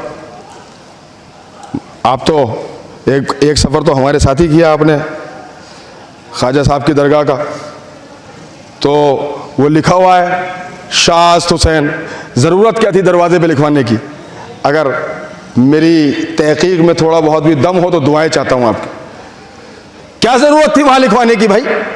शाह हुसैन, बादशाह हुसैन। ख्वाजा साहब की हिकमत अमली ये थी कि जो इमाम बाड़े में जाके हुसैन को नहीं सुनना चाहते, कम से कम यहाँ तो आओगे। अल्लाह अकबर। अगर तुम इमाम बाड़ों में जाकर हुसैन को न समझना चाहोगे तो यहाँ तो आओगे। अगर यहीं से हुसैन को समझा के न भेज दिया तो मोइनुद्दीन चिश्ती ना कहना। ऐसे होते हैं नौकर। बात बहरहाल कहाँ से कहाँ मैं अर्ज़ ये कर रहा था आपकी खिदमत में कि अगर लौ फातिमा से है, फातिमा से लौ लगी हुई है और फातिमा के हो गए हो, तो फिर इस बात से फर्क नहीं पड़ता कि तादाद क्या है। कमाल बताऊं फातिमा का?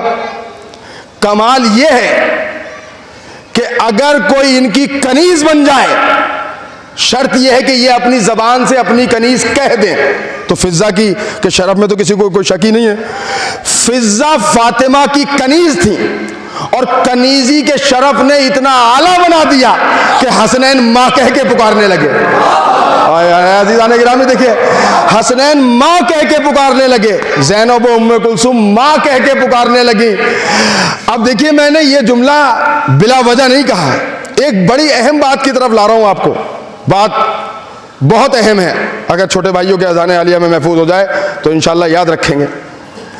इनकी कनीजी का कमाल यह है कि अगर इन्होंने किसी को अपना कह दिया तो मासूम इमाम अपनी ज़बान से इस कनीज को माँ कहें। ज़ैनब उम्मे कुलसूम जैसी शहजादियाँ अपनी ज़बान से इनको माँ कहें। हमें मिल्लत से शिकायत तो यही है कि अगर हसनैन ने माँ कहा तो हम भी फिजा को माँ कहते हैं। अब कोई हमें समझाने की कोशिश ना करे कि हमारी माँ कौन कौन है, हम उसी को माँ समझते हैं जिसे फातिमा माँ कहे।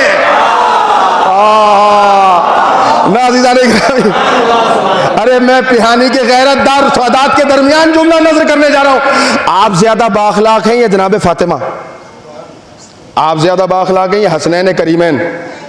जुमला मेरा थोड़ा सा नामुकम्मल था, आप मुकम्मल कर रहा हूं उसको। भाई आपके पास अखलाक ज्यादा है या जनाब फातिमा के? कोई एक झूठी रिवायत लाइए कि जिसमें फातिमा ने किसी ऐरी गैरी खातून को मां कहा हो। हाय हाय हाय। कोई एक झूठी रिवायत लाइए जिसमें फातिमा ने अखलाकन भी मां कह दिया हो। अरे ऐसी वैसी बात नहीं है, अगर मां कह देती तो सारे गुनाह एक तरफ थे, फातिमा का मां कहना एक तरफ था। अमा कमाल है जिसकी शान में मां कहते कहते फातिमा की जिंदगी गुजर गई, वो मां तो समझ में ना आई, और जो आज तक मां ना बन सकी वो मां समझ में आती। कमाल है। क्या मेयार है अकीदे का, क्या मेयार है ईमान का साहब, वो तो समझ में नहीं आई। आप ज्यादा बाखलाक हैं या हसनैन करीमैन ज्यादा बाखलाक हैं? देखिए, घर की कनीज भी अगर बाकमाल हो तो माँ कहते हैं। इतने बाखलाक लोग हैं ये। छोटे भाइयों के लिए नजर कर रहा हूँ, बुजुर्गों से माजरत। हम उसी को माँ कहेंगे कि जिसे फातिमा माँ कहे, और हम नानी भी उसी को कहेंगे जिसे हसन हुसैन नानी कहे। नानी हम उसी को कहेंगे जिसे हसन और हुसैन नानी कहते हैं। लाओ रिवायत कि कहा नानी कहा। हाँ, खदीजा को नानी कहा, नानी आप पर सलाम, तो हम नानी कहते हैं। उम्मे सलमा को नानी कहकर सलाम किया तो उनकी अजमत पे लाखों सलाम। मारिया क़िब्तिया को नानी कहा, उनकी अजमतों पे लाखों सलाम। जब उन्होंने नाम ले लेके बता दिया बस यही मोहतरम है, यही मोहतरम है, तो चाहने वाले भी उसी का एहतराम करेंगे जिसका हसनैन ने एहतराम किया, जिसका एहतराम फातिमा ने किया, चाहने वाले उसी का एहतराम करेंगे। अच्छा, एक औरत का कमाल यह है कि वो किसी की बेटी बनती है पहले। अब जितने बड़े बाप की बेटी होगी इतनी वो बाकमाल समझी जाती है दुनिया में। ये उनकी बेटी है। मिसाल के तौर पे उलमा हमारे समाज के मोहतरम लोग होते हैं। मौलाना साहब की छोटी सी 2-2.5 साल की बच्ची गुजर के जा रही थी, जो देख रहा है उसे प्यार कर रहा है, मौलाना साहब की बेटी है, मौलाना साहब की बेटी है। चूंकि मौलाना की बेटी है इसलिए भी जरा इसकी इज्जत कर रहे हैं। तो ये एक कमाल है। दूसरा कमाल है, जब ये जवान हुई तो किसी के घर में गई। अब वो जितने बड़े घर में जाएगी, इतनी बड़े घर की, वो अपने बाप की, बड़े बाप की बेटी थी, फिर ये किसी शौहर की ज़ौजा बनी, तो बाकमाल शौहर की ज़ौजा बनेगी तो ये भी बाकमाल कहलाएगी। ये अलग बात है, कुछ बदनसीब होती हैं कि सबसे बड़े इंसान के घर में भी जाके सबसे कम हो जाती हैं। अपना रख रखाव भी तो कुछ होता है ना, तो वो कुछ बदनसीब अलग हैं। तो ये भी एक कमाल है। पहले बेटी बनी, एक कमाल हुआ। बेटी होना, बेटी बहुत बाकमाल चीज़ है। अगर कमाल की चीज़ ना होती तो नबी ताज़ीम ना करते। नबी ने रहमत कहा है बेटी को। ये जो हमारा समाज है ना, अरे भाई अल्लाह बेटे के लिए दुआ करना सीरत है, मांगना चाहिए दुआ, लेकिन अगर बेटा नहीं दिया तो शिकायत नहीं होनी चाहिए अल्लाह से। हमारा नाम कैसे चलेगा, हमारा नाम कैसे चलेगा, हमारा नाम कैसे चलेगा, हमारी कब्र पे चिराग कौन जलाएगा। हमें कब्र के चिराग की फिक्र है, अंदर की फिक्र है नहीं। पहले तो अंदर की फिक्र हो तो हमारे कब्र पे चिराग जलाने वाला नहीं। वारिस की दुआ मांगनी चाहिए, बेटे की भी दुआ मांगनी चाहिए, लेकिन अगर अल्लाह ने किसी मसलहत के तहत बेटा नहीं दिया तो मायूस बिल्कुल नहीं होना चाहिए। इसलिए कि नबी ने बेटे को नेमत कहा है और बेटी को रहमत कहा है। रहमत का मतलब क्या होता है? एक पानी है, सबमर्सिबल है आपके घर में, आपने बटन दबाया, पानी भरा और वो ओवरफ्लो हुआ और नालियों में पानी बह रहा है। किसी ने दरवाज़ा खटखटाया, भाई साहब ये पानी बह रहा, बंद कर दीजिए वरना आपको हिसाब देना पड़ेगा। ये पानी नेमत था, इसकी कंडीशन बदल जाती है। ये पानी नेमत था तो आपको एहसास हुआ, फ़ौरन बंद कर दिया, कहा हाँ, इसराफ ना हो, फजूल ना बहे। एक पानी जो मुसलसल कई रोज से बेमौसम बरस रहा है इस वक्त, इसे कौन रोकने जाएगा? इसे कौन रोकेगा? इसे तो कोई भी नहीं रोक सकता। ये तो रहमत है।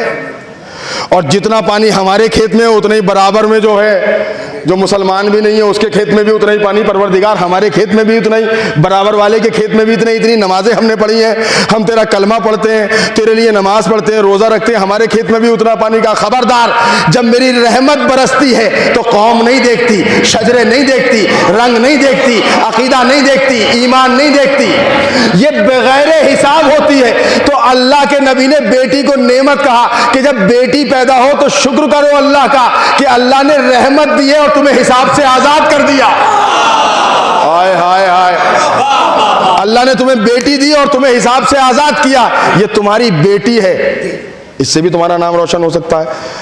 और ये रहमत है, कमाल है, जो दोनों आलम के लिए रहमत था। उसने कहा कि बेटियां रहमत है। अजमत फातिमा तो इसी जुमले से जाहिर हो गई कि जो दोनों आलम के लिए रहमत बन के आए उसे मोहम्मद कहते हैं, और जो जाते मोहम्मद के लिए रहमत बन के आए उसे फातिमा ज़हरा कहते हैं।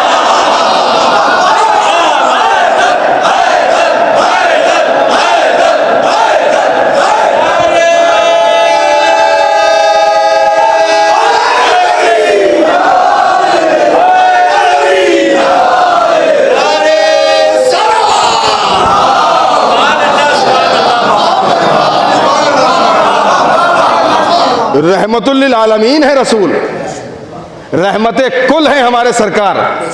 उनकी जात पे जिसको रहमत बना के नाजिल किया अल्लाह ने, उसका नाम फातिमा ज़हरा है। देखिए, किसी मुकद्दस नूर को भी लेने के लिए अल्लाह ने, नबी बहुत सारे गुजरे, किसी नबी को औलाद देने के लिए अल्लाह ने आसमान पर नहीं बुलाया। ये शरफ सिर्फ हमारे सरकार को हासिल है। मेराज उनके लिए क्या है, वो यहाँ के थे ही नहीं, तो उनके लिए वहाँ जाना नई बात थोड़ी है। असल बात ये थी कि वहाँ इसलिए नहीं बुलाया कि ये आसमान पे जाके ऊंचे हो जाएंगे। आसमान तो खुद इन्हीं की वजह से ऊंचा है। क्या सुन रहे हैं आप अज़ीज़ान गिरामी? मेराज का मकसद सिर्फ ये नहीं है कि ये वहां जाएंगे तो मेराज हो गई, सरकार आसमानों पे चले गए तो इस जमाने के लोग भी मरीख पे जा रहे हैं तो वो बहुत बड़े हो गए क्या?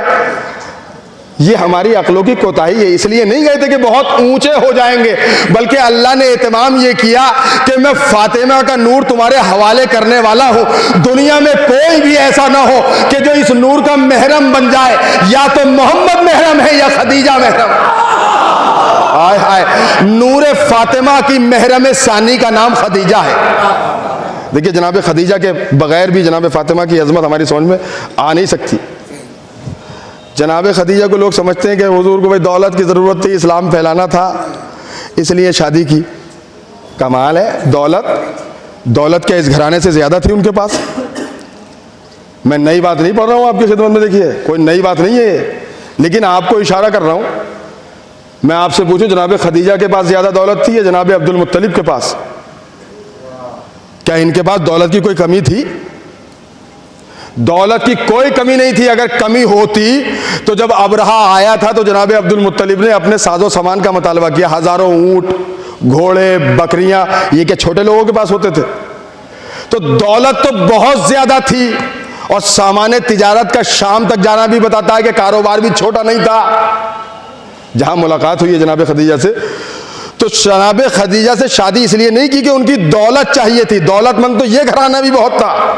ये अलग बात है कि इस खानदान की पहचान दौलत से नहीं हुई, किरदार से हुई।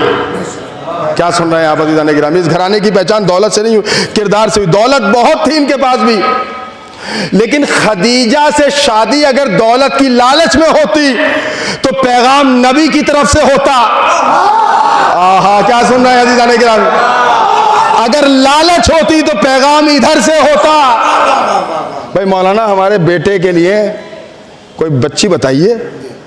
बेटा इंजीनियर है, माशाल्लाह, सालाना पैकेज उसका 45 लाख है, बड़ी अच्छी कंपनी में जॉब करता है। कोई पढ़ी लिखी सी बच्ची बताइए। अच्छा, इंशाल्लाह ज़रूर बताएंगे। कोई ख़ास बात का नहीं, कुछ भी ख़ास नहीं, बस पढ़ी लिखी हो, ज़रा कबूल सूरत हो, ठीक ठाक हो, अच्छा ख़ानदान हो। वो कुछ ना बताने में इतने कुछ बता दिया, ये हो वो हो। उसके बाद, और ये तो आप जानते हैं कि आज के ज़माने में शादियाँ कैसी होती हैं। भाई इसी जुमले में सब कुछ है।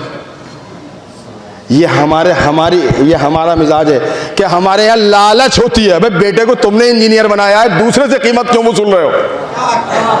डॉक्टर तुमने बनाया है अपनी सहूलत के हिसाब से, अपने नाम के लिए या अपने बच्चे के मुस्तकबिल के लिए, दूसरे से इसकी कीमत क्यों वसूलोगे? कि हमने बड़ा पैसा खर्च किया इसको पढ़ाने में। तो इसी जुमले में सब कुछ होता है। तो इसका मतलब ये हुआ, ये कहना बता रहा कहीं ना कहीं लालच है कि बड़े घराने की मिले। ये तब है कि जब ख्वाहिश इधर से हो, लेकिन ख्वाहिश है जनाब खदीजा की तरफ से। इसका मतलब यह है कि खदीजा ने भी दौलत नहीं देखी, मोहम्मद का किरदार देखा। और मोहम्मद ने भी एकदम हाँ नहीं किया, फौरन कहा कि सोचूंगा और अपने खानदान के बड़ों से मशवरा करूंगा। ये बिगड़े हुए समाज के लिए सबक है कि मैं नबी होकर अपनी शादी का फैसला आप बगैर बुजुर्गों के नहीं कर रहा हूं। हाँ, नौजवान बिल्कुल खामोश है कि मौलाना ने ये क्या कह दिया। ये नबी ने बताया कि मैं अपनी शादी का फैसला अपने खुद नहीं कर रहा हूं, जबकि मैं सब कुछ जानता हूं और अपने बुजुर्गों पर फैसला छोड़ रहा हूं कि जैसी इनकी मर्जी होगी वैसा फैसला होगा। तो वो माँ है, किसकी माँ है? इसलिए कि ये सारा एहतमाम अल्लाह की तरफ से था कि महरम नूर फातिमा बनाना था जनाब खदीजा को। तो वो बेटी हुई, फिर उसके बाद वो शरीक हयात बनी किसी की, तो और मोहतरम और कमाल में इजाफा हुआ। और मंजिल कमाल की इंतहा होती है सिन्फ निस्वा के लिए अगर वो किसी की माँ बन जाए। जब वो माँ बन जाती है तो ये औरत के कमाल की इंतहा होती है।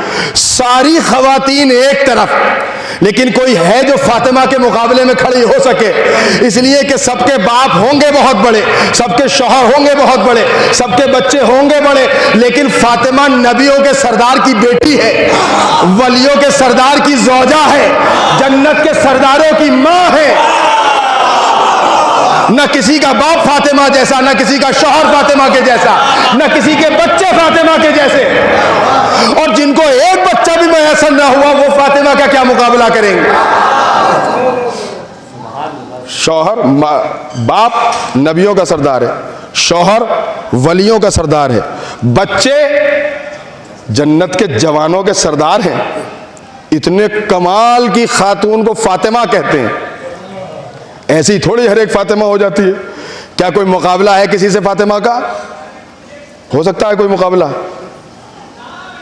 जहन में तसव्वुर भी ना आने पाए, इसलिए कि फातिमा एक बनाई है, एक। और अगर किसी को सानिया ज़हरा कहा भी गया है तो वो वही है जो इनके घर में पैदा हुई है, लेकिन फातिमा एक है।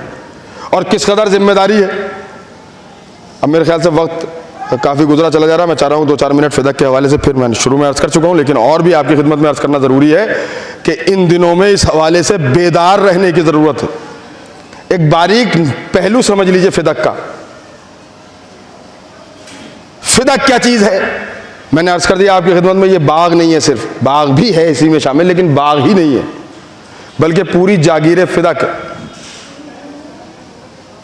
कुछ लोगों को, जैसे आज आप खेती करते हैं बटाई पर ज़मीनें उठा देते हैं, तो जिसको आप बटाई पर किराए पर ज़मीन देते हैं, रहन रखते हैं, तो क्या वो मालिक हो जाता है आपकी ज़मीन का? आपने तो इसलिए दी थी कि भाई तुम इसमें मेहनत कर लो, ज़मीन हमारी है, इसमें मेहनत करो, कुछ तुम ले जाओ, कुछ हमें भी दे दो। और अच्छे लोग ऐसे होते हैं कि अगर फसल में नुकसान हो गया तो वो कह देते हैं कि जाओ हमें कुछ ना दो, तुम अपने बच्चों की परवरिश के लिए सब कुछ रख लो। ये हमेशा से होता आया और हमेशा होता रहेगा। तो क्या वो मालिक हो जाएगा? कहा नहीं, ये हम 25 बीघे ज़मीन आपकी जोत रहे हैं, ये तो अब हमारी हो गई। और अगर किसी ने कहा हमारी हो गई तो लोग उसको अच्छा कहेंगे या बुरा कहेंगे? अगर आपने ज़मीन में बटाई में दे दी है किसी को कि तुम मेहनत करके फसल उगाओ और जो फसल हो उसका 2 हिस्से तुम ले लेना, 2 हिस्से हमें दे देना, तो अगर वो कुछ न दे और फिर ये कहने लगे कि ये तो हमारी जागीर हो गई, हम आपको नहीं देंगे। अच्छा, कोई साहब इंतकाल फरमा गए किसी को ज़मीन दे के, अब बेटे ने मुतालबा किया, कहा भाई ये ज़मीन हमारी थी, इसकी फसल का क्या हुआ, ले ये ज़मीन हम वापस कीजिए हमें। उन्होंने कहा आपकी कैसे, हमारी हो गई। तो लोग अच्छा कहेंगे या बुरा कहेंगे?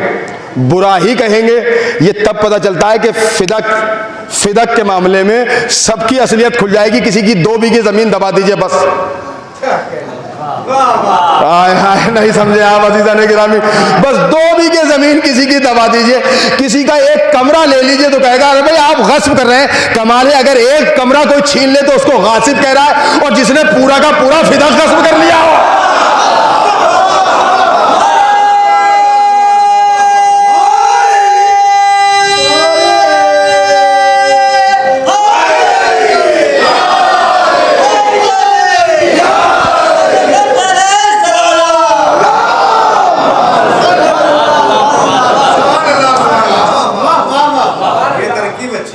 एक मौलाना साहब गए, मैं मिसाल मौलाना की से नहीं दे रहा हूँ कि मैं इन उलमाए किराम को कंट्रोल कर सकता हूँ, ये थोड़ा बहुत मुझे डांटेंगे, मारेंगे, फटकारेंगे तो मैं झेल लूँगा।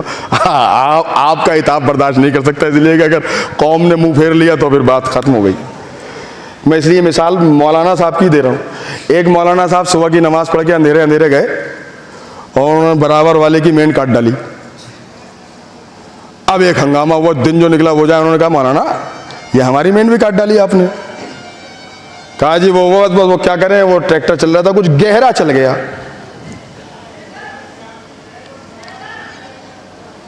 तो फिर कहा छोड़िए, अब तो अब ये हो ही गया बस।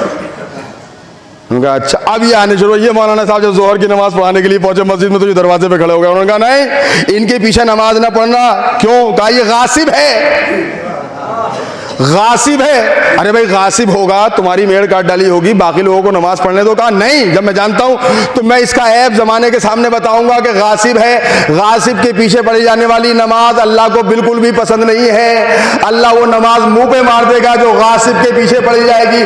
कमाल है, 2 रकत नमाज गवारा नहीं गासिब के पीछे, पूरा दीन गासिबों के हवाले कर दिया, पूरे निजाम को गासिबों के हवाले कर दिया।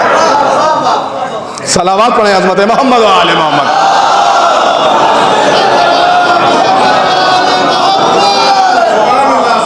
ये तो तब पता चलेगा कि जब कोई किसी का माल गस्ब कर ले। उन्होंने कहा भाई इनसे ना मिलिए, ये गासिब हैं, उन्होंने हमारा हक मार लिया, उन्होंने हमारा हक मार लिया, हम इनसे मामलात नहीं रखेंगे। कमाल है, तुम्हारा ज़रा सा हक मार लिया तो मामलात नहीं रखोगे, और फातिमा का सारा हक मारने वाले और फिर उस पर फ़ख्र करने वाले।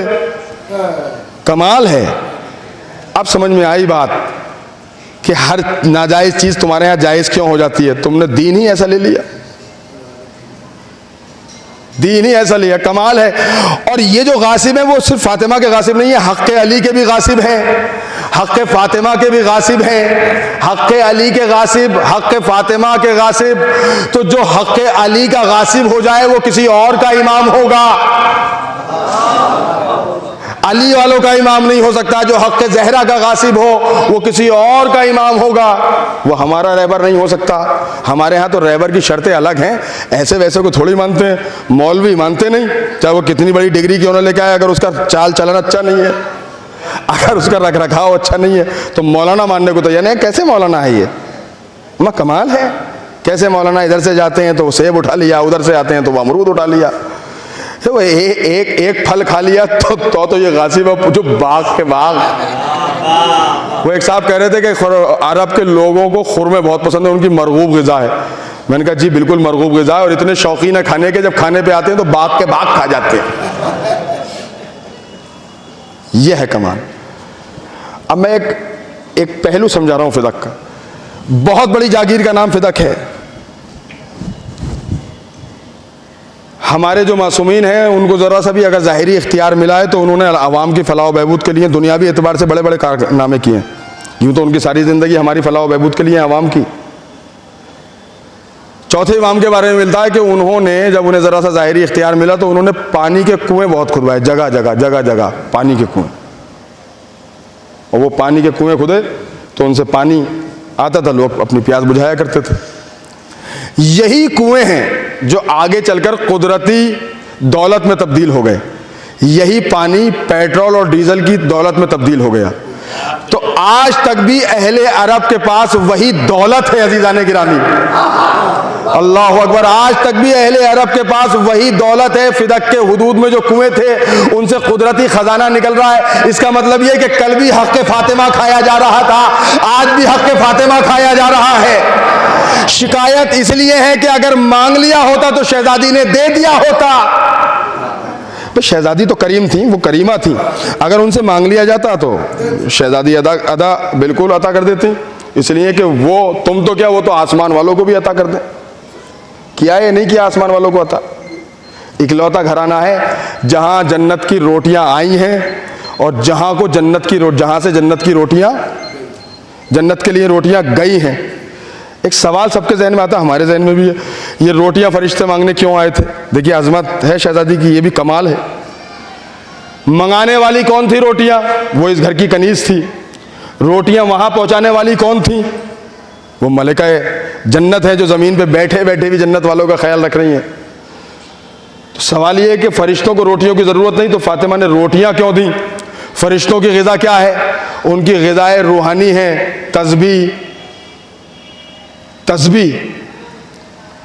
अल्लाह की हम्द, उसकी सना, इबादत, यही तो उनकी ग़िज़ा है। तो फरिश्ते रोटियां लेकर क्या कर रहे हैं? इसका मतलब ये हुआ कि फातिमा की रोटियों का कमाल ये है कि ये तस्बीह खुदा में तब्दील हो जाती है, ये इबादत इलाही में तब्दील हो जाती है। समझो जिसकी हाथों की रोटियों का ये कमाल हो कि जो फरिश्तों की ग़िज़ाए रूहानी की प्यास भी और भूख भी बुझा दे, उस फातिमा का खुद का क्या कमाल होगा जब रोटियों का कमाल ये है कि फरिश्तों की जो भूख है ग़िज़ाए रूहानी की वो तक मिट जाती है उन रोटियों के ज़रिए। तो फिर फातिमा अगर किसी पे करम कर दे तो फिर उसकी मंजिल का क्या होगा, उसका क्या कमाल है, उसका क्या मर्तबा और क्या शरफ होगा। और फिर उनका क्या कमाल होगा कि जिनको फातिमा ने दुआ दे के मांग लिया हो। बस बात मंजिल तक आ रही है अज़ीज़ाने गिरामी। जिनको फातिमा ने दुआ देकर मांग लिया हो, फिर उनके अज़मत और उनके कमालात के क्या ठिकाने हों। सुनिए, मांगा क्यों ये तो आपने सुन लिया। मांगा इसलिए कि कोई ये ना समझे कि हक नहीं था, फातिमा ने अपना हक साबित कर दिया। अब एक गोशा सुनिए, फातिमा के दरवाजे पे लकड़ियां जमा हुई हैं, गिराया भी गया है, जलाया भी गया है दरवाजा, और जिसने ऐसा किया वो बहुत बड़ा मुजरिम है। लेकिन उससे भी बड़ा मुजरिम वो है कि जिसने फातिमा को झुटलाया है। नहीं, ये एक बारीक पहलू है। और सुनिए, हम अखलाकन किसी को सिद्दीक़ा या सिद्दीक कह देते हैं। छोटे भाइयों, नसीहत कर रहा हूं बड़ा होने के नाते से, किसी को भी अखलाकन सिद्दीक ना कहना सिवाय अली के, किसी को सिद्दीका ना कहना सिवाय फातिमा के, और उसको तो सिद्दीक बिल्कुल ना कहना जिसने फातिमा को झुटला दिया हो। नहीं, आपने गौर नहीं फरमाया अज़ीज़ाने गिरामी, जिसने फातिमा को झुटला दिया हो। भाई दरबार में दो लोग हैं, फातिमा कह रही है ये मेरा हक है, सामने से आवाज़ है ये आपका हक नहीं है। तो उम्मत मुस्लिमा ये तय करे कि फातिमा ने झूठ बोला, माज़अल्लाह है, नहीं ये नहीं हो सकता कि फातिमा झूठ बोले। तो जब फातिमा झूठ नहीं बोलती तो जो फातिमा को झुटला दे, जो फातिमा को झुटला दे वो कौन है? इसका मतलब ये हुआ कि अल्लाह की तरफ से सिद्दीक होना और है, दुनिया वालों की नजर में सिद्दीक होना और है। सलावत पढ़े अज़मत मोहम्मद व आले मोहम्मद। ख्याल से 1 घंटे से ज्यादा हो गया था। तो बस ये बात है अज़ीज़ाने गिरामी, बात तमाम कर रहा हूँ कि और यकीनी तौर पे वो हक जो उनके जिक्र का है वो तो अदा हो ही नहीं सकता, कौन कर सकता है। और मैंने भी यहाँ वहाँ से जैसे भी खिदमत हो सकती थी आपकी खिदमत करने की कोशिश की है, बहरहाल अपनी कचबज बयानी के लिए माजरत का हूँ अपने बुजुर्गों से और उलमाए किराम से। लेकिन ये ज़रूर है कि इन दिनों में होशियार रहें। ये पहचान है हमारे उलमा की, तहरीक है कि इत्तेहाद हो उम्मत मुस्लिमा में, चाहे किसी फ़िरक़े के मुसलमान हो, उन सब में इत्तेहाद होना चाहिए। लेकिन सवाल ये कि हम मुत्तहिद काहे पर हों, मुत्तहिद काहे पर हों। हम गदीर से ताल्लुक़ रखते हैं, सामने वाला कह रहा है हम इसको नहीं मानेंगे, तो बात नहीं बनती। वो किसी और चीज़ से ताल्लुक़ रखते हैं, हम कहते हैं हम नहीं मानेंगे, तो बात नहीं बनती। तो कोई ऐसा नुक़्ता इत्तेहाद होना चाहिए जहाँ सब जमा हो जाएं। ये नुक़्ता इत्तेहाद ज़िक्र फ़ातिमा है। इन दिनों में आओ और फातिमा के हर कातिल पे लानत करो। हम तुम्हें भाई भी कहने को तैयार हैं, बड़ा भी मानने को तैयार है। लेकिन याद रखना, जो फातिमा के कातिलों से जर्रा बराबर भी मोहब्बत करेगा वो किसी और का भाई हो सकता, फातिमा के चाहने वालों का भाई नहीं हो सकता। यहां शर्त इत्तेहाद यह है कि फातिमा के कातिलों से नफरत करो और फातिमा से मोहब्बत करो। इसलिए कि हम अपने घर की बात तो नहीं कर रहे, नबी के घर की बात करें। नबी की बेटी से भी मोहब्बत नहीं करोगे तो किससे करोगे? और नबी की बेटी के कातिलों से अगर नफरत नहीं करोगे तो किससे करोगे? ये जो दिल अल्लाह ने दिया है, इसके लिए दो काम दिए हैं, या तो किसी से मोहब्बत करेगा या किसी से नफरत करेगा। तो फिर ये मर्जी आप अपनी न चलाएं कि आपको जिससे चाहेंगे मोहब्बत करेंगे, जिससे चाहेंगे नफरत करेंगे। तो नबी से पूछ लीजिए, या रसूलुल्लाह किससे मोहब्बत करें और किससे नफरत करें? आवाज़ दी, जो फातिमा के चाहने वाले हैं उनसे मोहब्बत करो, जो फातिमा के मुखालिफ हैं उनसे नफरत करो। दिल का यही इस्तेमाल है कि फातिमा के मोहब्बत करने वालों से मोहब्बत हो, फातिमा से नफरत करने वालों से नफरत हो। और फिर कातिलाने ज़हरा वो कि जिन्होंने बिनते रसूल के आंगन में यतीमी की छटा बखेर दी। अल्लाह अकबर। शहादत के अय्याम गुजर चुके हैं और आपने फिर एहतमाम किया है, अल्हम्दुलिल्लाह। और शहजादी आपकी इस इबादत को कबूल करें। क्या क़यामत है उस बीवी के साथ। एक रोज़ मुतालबा करके जो घर वापस आई तो पैरों में वरम था। बच्चों ने पूछ लिया, मादरे गिरामी ये पैरों में वरम कैसा है? आवाज़ दी, मैं 8 घंटे तक दरबार में खड़ी रही। और सितम यह है कि किसी ने बैठने तक को नहीं कहा। आप रोने के लिए आमादा हैं? बिल्कुल। अभी एक तजुर्बा हुआ, अभी 10-12 रोज पहले मेरे एक भतीजे का एक्सीडेंट हुआ तो उसकी 3 पसलियां टूटी। बेल्ट लगा के डॉक्टर ने घर भेज दिया। तो वो सुकून से बैठा है, लेकिन बैठे बैठे रो रहा है। मैंने पूछा, भाई अब तो तुम सुकून से हो, रो क्यों रहे हो? कहा, नहीं मुझे अब बेल्ट लगने के बाद तो सुकून है, लेकिन मैं ये सोचता हूँ कि 3 पसलियों में टूटने पे यह आलम है मेरा, चूंकि दिन यही चल रहे थे। तो जब बीवी की सारी पसलियां टूट और कोई मरहम तक नहीं, कोई दवा तक नहीं, तो बीवी के ऊपर क्या गुजरी होगी। देखिए, जिस्म के किसी भी हिस्से की तकलीफ और है, लेकिन पसलियों की तकलीफ सुनेंगे आप। पसली की तकलीफ का आलम यह होता है कि जितना जितना सांस लेता है इंसान, उतनी उतनी तकलीफ में इजाफा होता है। और मैंने अपने बुजुर्ग उलमा से एक वाकया सुना है कि ईरान के एक आलिम दीन मजलिस पढ़ रहे थे, बीबी की शहादत के उन्वान से बीबी के फजाइल पढ़े, मसाइब पढ़े, मजमा बेतहाशा रोने लगा और मजमा रोने लगा। आखिर मजलिस तमाम हुई, लोग उठे, अपने अपने घरों को चले गए। लेकिन इन्होंने देखा कि एक इंसान है जो कोने में बैठा हुआ मुसलसल आंसू बहा रहा है, रोए जा रहा है, बेतहाशा गिरिया कर रहा है, हाय जहरा कह के आंसू बहाए जा रहा है। इन्होंने बहुत देर तक देखा और जब बर्दाश्त न हुआ तो उसके करीब पहुंचे, उसके कंधे पे हाथ रखा। भाई मैं जानता हूं तू बीवी का सोगवार है, मातमदार है, मैंने अभी बीवी के मसाइब पढ़े, सबने गिरिया किया, हमने भी गिरिया किया, लेकिन गिरिये की एक हद होती है। आखिर में सब लोग अपने अपने घरों को चले गए, मजलिस तमाम हो गई, सब अपने अपने घरों को चले गए। अब तुम्हें भी अपने घर चले जाना चाहिए था, ये इस तरह बेतहाशा गिरिये का क्या सबब है? उसने कहा, है आलिम दीन, मैं पेशे से हड्डियों का डॉक्टर हूं और मैं जानता हूं कि हड्डियों के सारे जख्म एक तरफ, लेकिन पसलियों का टूटना एक तरफ। अरे मैं ये सोच सोच के रो रहा हूं कि जब जब शहजादी ने सांस ली होगी तब तक शहजादी को तकलीफ हुई हो।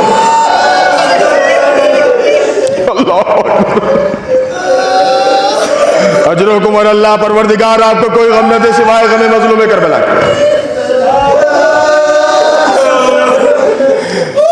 मैं ये सोच सोच कर गिरिया कर रहा हूं कि शहजादी पर क्या गुजरी होगी जब जब शहजादी सांस लेती होंगी। अच्छा, इस रिवायत के सही होने के लिए वो दलील ही काफी है कि जब मौला ने गुस्ल देते देते चीख मारी और बाहर आए तो सलमान ने हाथों को जोड़ा। मौला, यकीनन इस सवाल का मौका नहीं है, लेकिन जरा बता दीजिए, आप जैसे बहादुर इंसान ने इस कदर चीखें मार के रोना शुरू क्यों किया?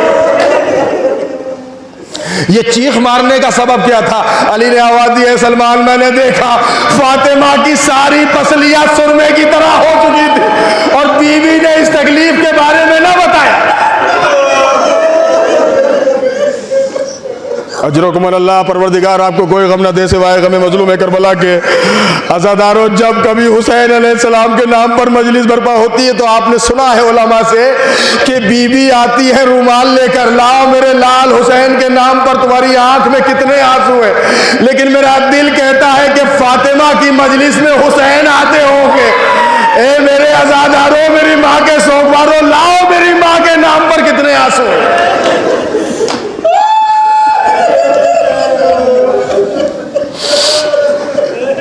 बड़ी कयामतें गुजरी है बीवी के ऊपर, बड़ी कयामतें गुजरी हैं। अज़ादारों, इतना ही समझ लेना काफी है कि बीवी मरसिया पढ़ रही हैं और आज तक दुनिया शायरी में ऐसा इस्तिआरा देखने को नहीं मिला जो बीवी के मरसिये में था। आवाज दी, सुब्बत अलैया मसाहिबुल लौहन्ना, सुब्बत अलैया में सरना लया लिया। ए बाबा जाना, आपके बाद मेरे ऊपर इतनी मुसीबतें पड़ी, अगर ये दिनों पर पड़ती तो सियारात में तब्दील हो जाते। मामूली बात है, दिनों का रात में तब्दील हो जाने का मतलब है निजामे कायनात का तब्दील हो जाना। बीवी कह रही है कि अगर ये मुसीबतें दिनों पर पड़ती तो सिया रात में तब्दील हो जाते। इसका मतलब ये हुआ कि जो फातिमा पर मुसीबतें पड़ी है, अगर वो दिनों में पड़ती तो निजामे कायनात तब्दील हो जाता। शिकायत तो यही है नबी के कलमा पढ़ने वालों से, अरे मुसलमानों से मदीना पटा पड़ा था, आखिर क्यों हालात पैदा हुए? कोई तो आता जो बीवी को तसल्ली देता, कोई तो आता जो बीवी को पुरसा पेश करता, कोई तो आता जो ताजियत पेश करता है, बीवी आपके बाबा इस दुनिया से रुखसत हुए हैं, ताजियत कबूल करें, पुरसा कबूल करें।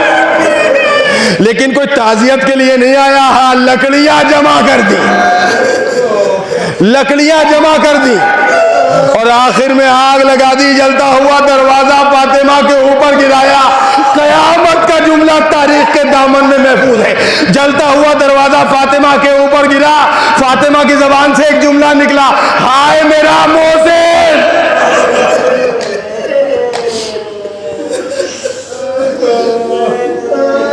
जानते हैं आप 75 या 95 रोज जिस रिवायत से आप मजलिस मुनाकिद कर रहे हैं, ये 95 रोज की रिवायत है। 95 रोज पैगंबर के बाद जिंदा रही और आलम क्या था? 18 साल का सिन था, लेकिन कभी आसा के बगैर न चल सकी। सर के बाल सफेद हो चुके थे, इस कदर मुसीबतों का सामना किया। उसके बाद भी मुसलमान ये कहते थे या तो दिन में रो लिया करो या रात में रो लिया। बस 3 वसीयतें पढ़ रहा हूं, ज्यादा वसीयतें नहीं पढ़ सकता। जो वसीयत है वो बड़ी खास है। ए अली, मैं दुनिया से रुखसत होने वाली हूं, लेकिन या अली मेरे बाद मेरे बच्चों का ख्याल रखना। पहली वसीयत तो ये, या अली मेरे जनाजे को गुस्ल तुम देना, कफन तुम पहनाना, कब्र में तुम उतारना, और हाँ मेरे जनाजे को रात की तारीकी में उतारना। रात की तारीकी में मेरे जनाजे को उठाना, दिन के उजाले में मेरा जनाजा ना उठे। और दूसरी वसीयत, या अली मेरे बच्चों का ख्याल रखना, खास तौर से मेरे हुसैन का ख्याल रखना, इसलिए कि ये रातों को उठ उठ के पानी मांगता।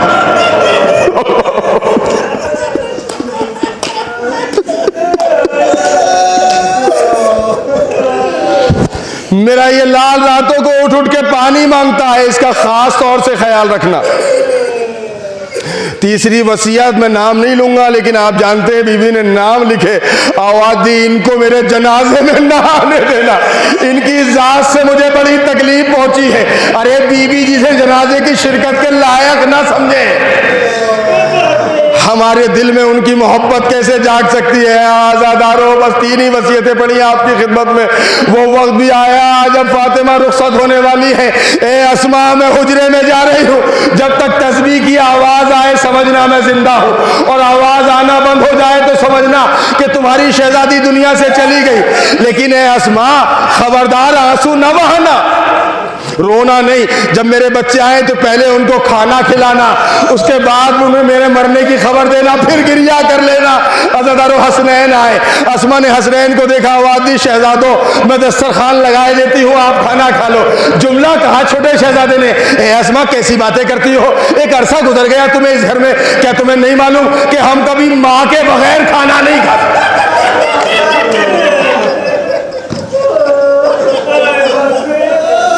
ए अस्मा, हमने माँ के बगैर कभी खाना नहीं खाया। ए अस्मा बताओ हमारी माँ कहाँ है। अस्मा से बर्दाश्त न हुआ, आंखों में आंसू आ गए, हुजरे की तरफ तो इशारा कर दिया।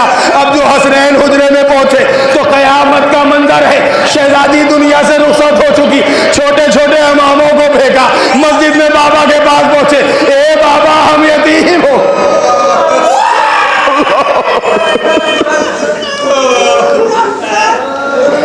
बाबा हम यतीम हो गए, हमारी माँ इस दुनिया से रुखसत हो गई।